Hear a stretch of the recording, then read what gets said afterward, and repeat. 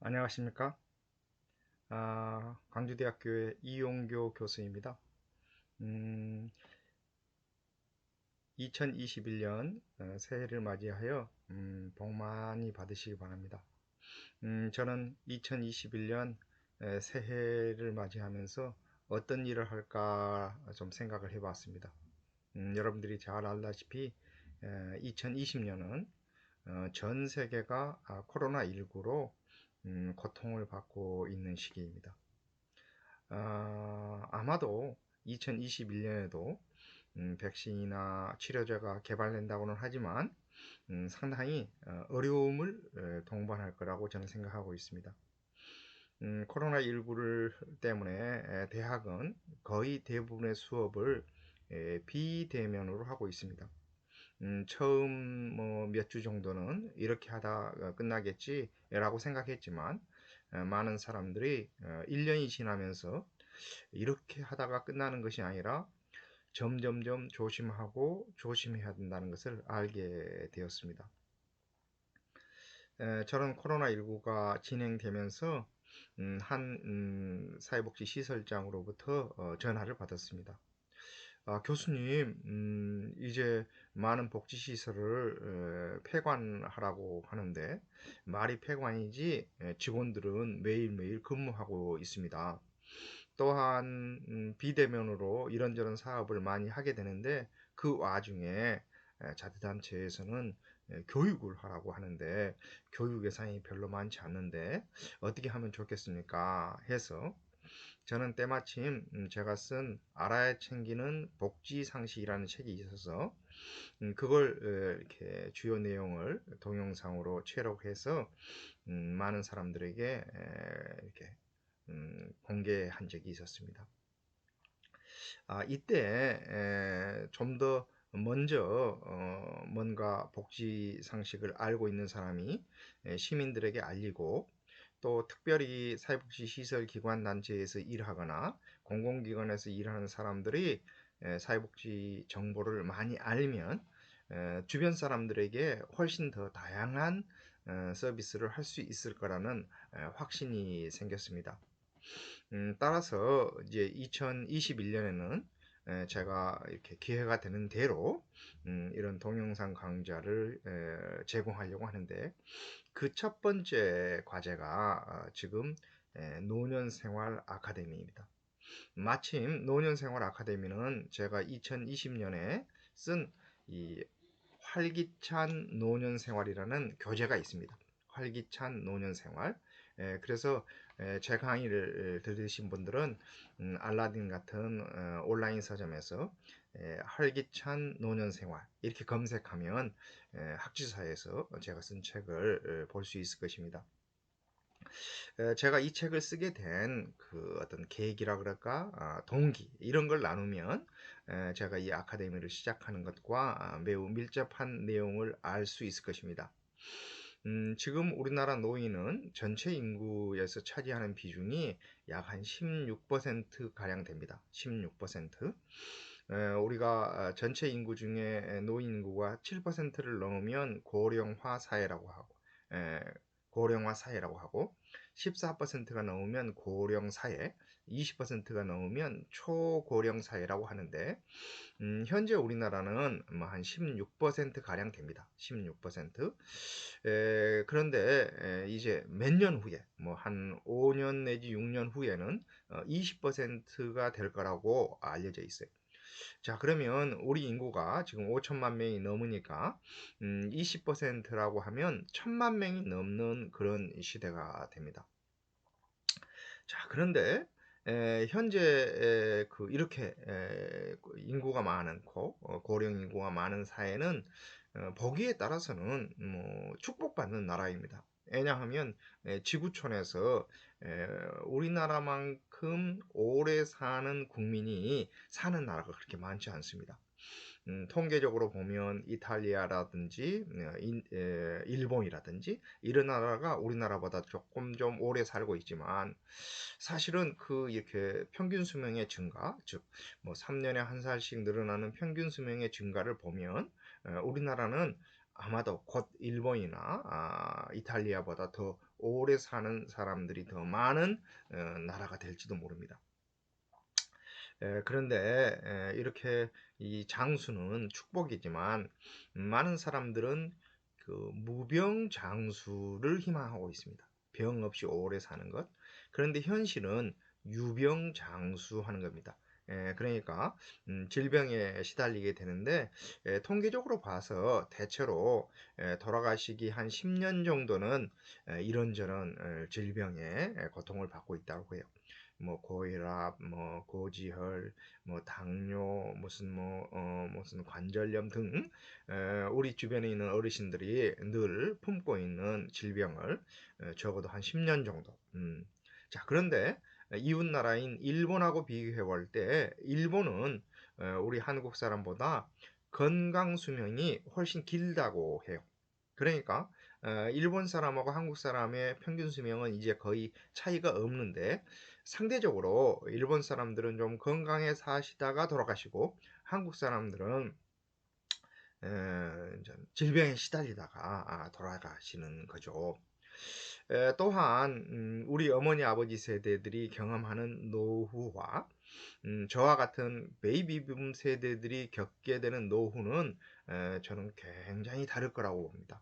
그 이유는 우리 부모님이나 할아버지 할머니, 증조 할아버지, 증조 할머니, 고조 할아버지, 고조 할머니 이런 분들의 경우에는 대부분이 농업, 농민, 농촌에서 살았습니다.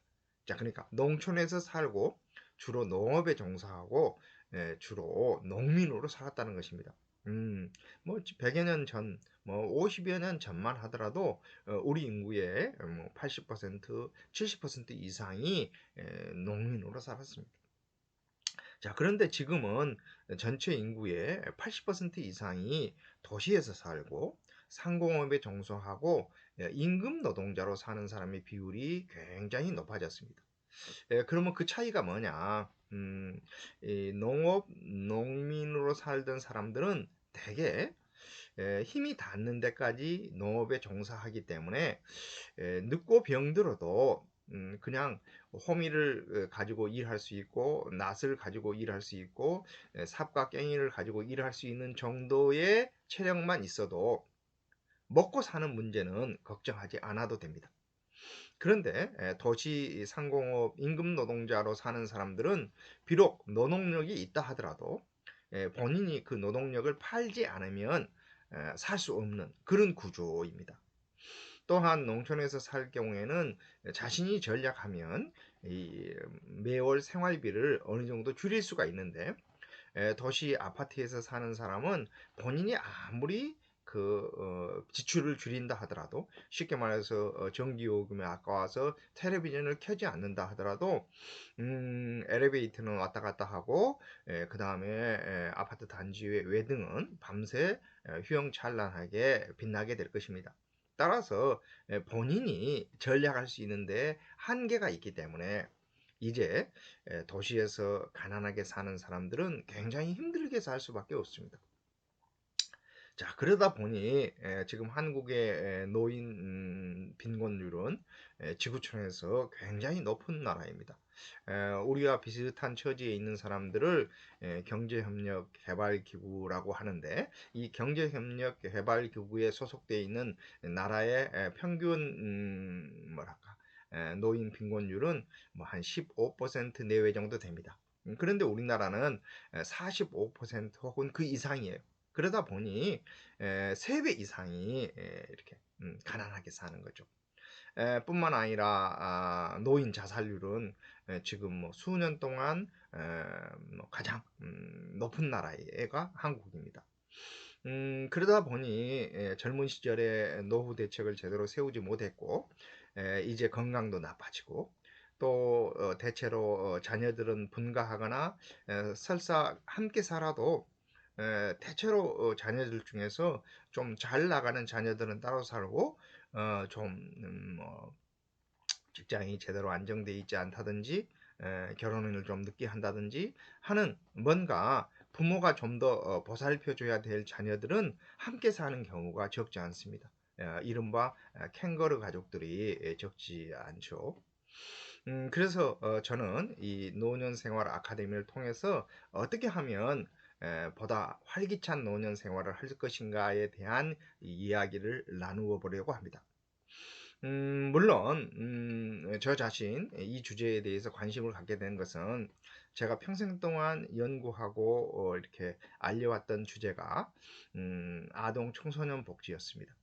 그런데 제 자신 이제 나이가 들어가고 또한 제 자녀들도 이제 아동 청소년기를 다 거쳐서 청년기 이제로 다들 바뀌었습니다.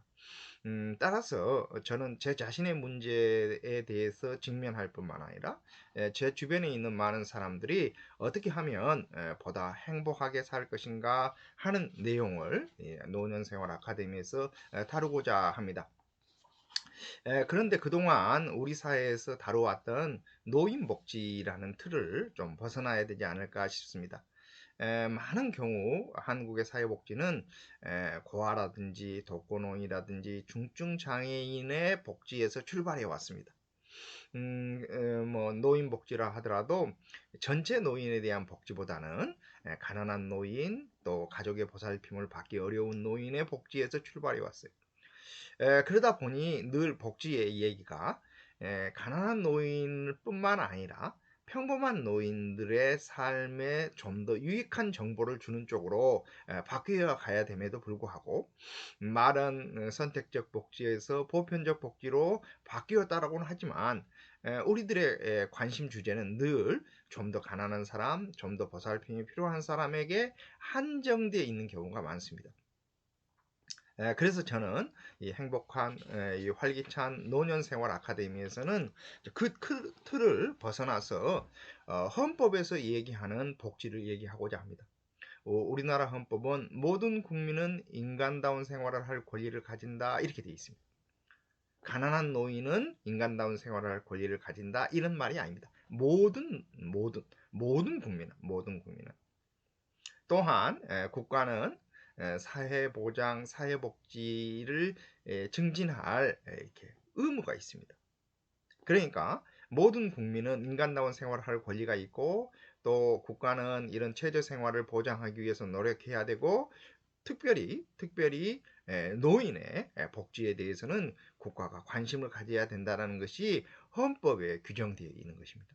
그런데 우리는 여전히 이 헌법의 조항에도 불구하고 가난한 노인, 자녀의 보살핌을 받지 못하는 노인에 집중되어 왔던 것이 사실입니다. 따라서 저는 이 활기찬 노년 생활과 관련된 주제를 다룰 때에는 이제 소득, 노인의 건강, 노인의 직업 혹은 일자리, 또 교육, 문화 이런 다양한 주제를 제가 다루어 볼까 해요. 그래서 각 이렇게 단원의 제목들도 소득을 가질 권리가 있다, 또 건강하게 살 권리가 있다, 또 일할 권리가 있다, 쾌적한 집에서 살 권리가 있다, 또 학습할 권리가 있다, 편안하게 쉴 권리가 있다, 인간관계를 맺을 권리가 있다, 존엄하게 죽을 권리가 있다 이런 내용을 다루고 싶습니다. 이 주제는 특별히 가난한 노인을 위한 아카데미가 아닙니다. 나와 우리 주변에 있는 많은 사람들의 얘기가 될 것입니다. 또한 이미 아주 뭐 80대 이후에 이렇게 고령이 된 사람을 위한 강좌는 아닙니다. 그분들은 80년 동안 살아왔던 자신의 어떤 삶의 관록이 있고 어떻게 보면 이렇게 변화를 시도한다는 게 쉽지 않을 것입니다. 따라서 저는 이 강좌에 저와 비슷한 연배에 있는 베이비붐 세대들이 좀 관심을 가져주었으면 하고 그 베이비붐 세대들의 바로 그 다음 세대인 이른바 에코 세대 그러니까 뭐 한 30대, 40대 이런 사람들도 제 강좌에 관심을 가져주셨으면 합니다. 어떻게 보면 이 강좌는 어떻게 하면 보다 활기찬 노년 생활을 할 것인가에 대한 저의 바람이 포함되어 있을지도 모릅니다. 또한 제가 생각하는 사회복지 모든 국민은 인간다운 생활을 할 권리를 가지고 있고 국가는 사회보장, 사회복지를 실시할 의무가 있다라는 이런 주제에 맞춰서 강의를 할까 합니다. 또한 이 강의는 무슨 어떤 정답을 제시하는 그런 강의는 아닙니다. 왜냐하면 저 자신 노년 생활을 지금 준비하고 있는 사람이지 제가 노년 생활을 하고 있는 사람은 아닙니다. 그럼에도 불구하고 제가 이 다루는 주제는 아마도 지금 특히 베이비붐 세대나 베이비붐 세대와 아주 근접하에 있는 40대, 50대에게는 많은 어떤 영감을 주게 되기를 바랍니다. 제 강의를 듣고 뭔가 좀 유익하다면 답글에 의견도 써주시고 혹시 질문할 거리나 함께 나누고 싶은 이야기도 써주시기 바랍니다. 또한 내용이 괜찮으면 주변 사람들, 직장 동료라든지 뭐 가족이나 친구들에게도 또 이웃에게도 알려서 함께 공부해 보셨으면 합니다. 총 이렇게 10개 강좌로 이루어지는데요. 그 중에 9개까지는 제 얘기를 중심으로 하고 마지막은 이제 어떤 방식으로 할지 저는 좌담으로 하겠다라고 했는데 그 좌담 방식도 여러 방법들을 제가 생각해 볼까 합니다. 뭐 저는 희망컨대 이 아카데미를 참여하고 있는 분들 몇 분을 이렇게 초대해서 함께 얘기하거나 아니면 줌으로 함께 얘기하는 이런 방식도 생각해 볼 수 있지 않을까 싶습니다. 그러면 다음 시간에 뵙겠습니다.